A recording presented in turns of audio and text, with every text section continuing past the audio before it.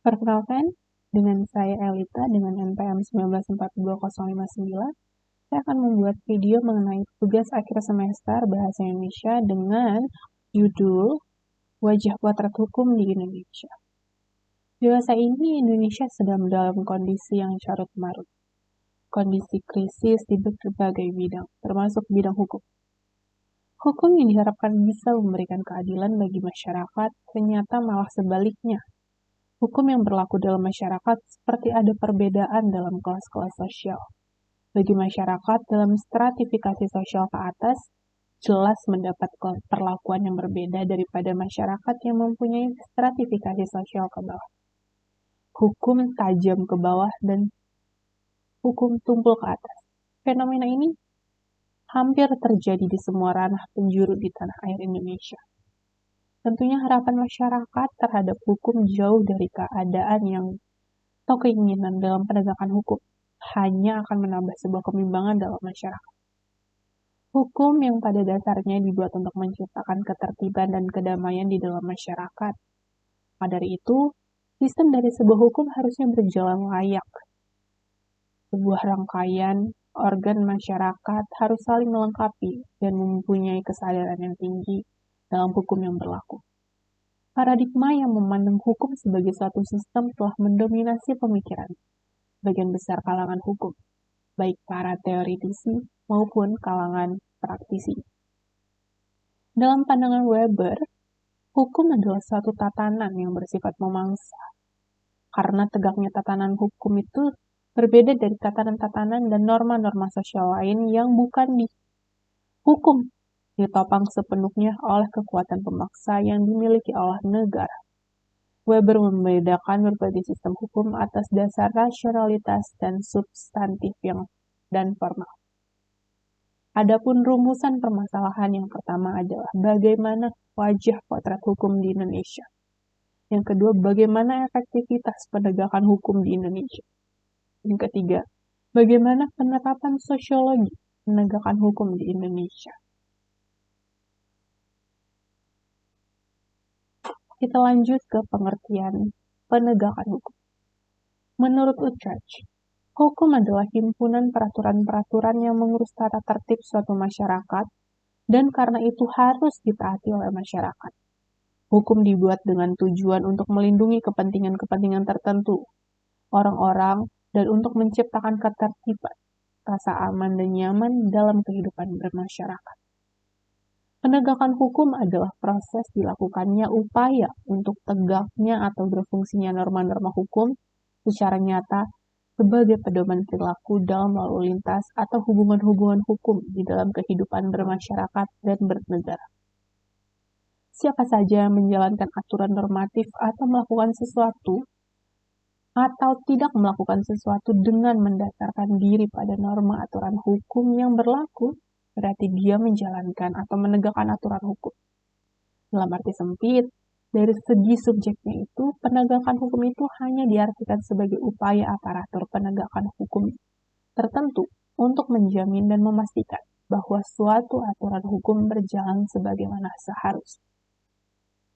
Selanjutnya adalah problematika penegakan hukum.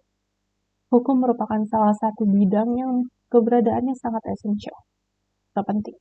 Sifatnya untuk menjamin kehidupan bermasyarakat dan bernegara tentunya penting.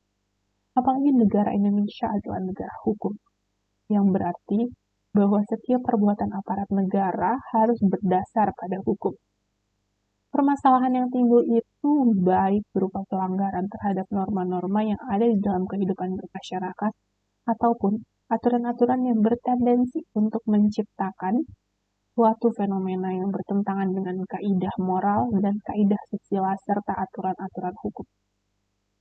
Dewasa ini, memang para pelaku kejahatan atau pelanggaran terhadap norma yang ada semakin marak terjadi. Entah disengaja atau bukan. Yang namanya tindakan yang bertentangan dengan hukum maka akan mendapatkan sanksi yang tegas. Dalam hal aparat penegak hukumnya, dapatlah kita katakan bahwa di Indonesia, hubungan antara negara dan badan-badan penegak hukum terjadi monopoli atas kekerasan yang memang dibenarkan oleh negara. Memang pada umumnya aparat penegak hukum dengan segala institusinya adalah menjaga ketertiban dan kedaulatan negara Indonesia. Poin yang ketiga adalah kasus penanganan hukum di Indonesia. Dalam berbagai penanganan kasus hukum yang terjadi di tanah air, seringkali mencuat menjadi bahan perbincangan publik karena putusan peradilan dianggap mengabaikan nilai-nilai keadilan yang semestinya dirasakan oleh masyarakat dan mencari keadilan. Proses hukum di lingkungan peradilan Indonesia hingga saat ini dianggap belum sepenuhnya mencerminkan nilai-nilai keadilan yang sesungguhnya. Keadilan telah menjadi barang mahal yang jauh dari jangkauan masyarakat. Perbedaan kasus yang sempat melukai rasa keadilan di masyarakat Indonesia diantaranya adalah kasus penempatan Artalita Suryani di ruang khusus yang cukup mewah di rumah tahanan Pondok Bambu beberapa waktu lalu, dan kelambanan penanganan kasus Tah Anggodo merupakan sedikit dari wajah buram penegakan hukum yang berkeadilan di Indonesia. Belum lagi kasus Pria Mulyasari yang dianggap menghina pihak Rumah Sakit Omi Internasional, pencurian buah semangka, randu, tanaman jagung, ataupun pencurian biji bakal oleh nenek Minah. Makin menambah daftar panjang potret buram dalam praktik penegakan hukum di negeri. Dalam serangkaian kasus di atas, jelas terlihat perbedaan perlakuan dalam hal hukum. Hukum yang semestinya ditegakkan dan dijalankan sebagaimana mestinya, membuat masyarakat semakin bertanya dalam proses penegakan hukum di Indonesia. Fungsi hukum seolah-olah menjadi bergeser. Hukum dihadapkan pada berbagai arena kepentingan. Penegakan hukum sebenarnya dapat berjalan sesuai dengan tujuan hukum, sehingga hukum akan berjalan apa adanya tanpa adanya tekanan dari pihak manapun. Lanjut ke pembahasan mengenai efektivitas penegakan hukum di Indonesia. Meski tidak dapat menjelaskan tentang efektivitas hukum tanpa membicarakan lebih dahulu tentang hukum dalam tataran normatif dan hukum dalam tataran realita. Sebab tanpa membandingkan kedua variabel ini adalah tidak mungkin untuk mengukur tingkat efektivitas hukum. Hukum dianggap tidak efektif jika terdapat perbedaan antara keduanya. Untuk mencari solusinya, langkah apa yang harus dilakukan untuk mendekatkan kenyataan hukum dengan ideal hukum. Hukum yang efektif adalah hukum yang sesuai dengan peraturan yang telah dibuat dalam undang-undang, dan hukum yang sesuai dengan harapan atau cita-cita dari masyarakat. Selanjutnya adalah poin sosiologi hukum.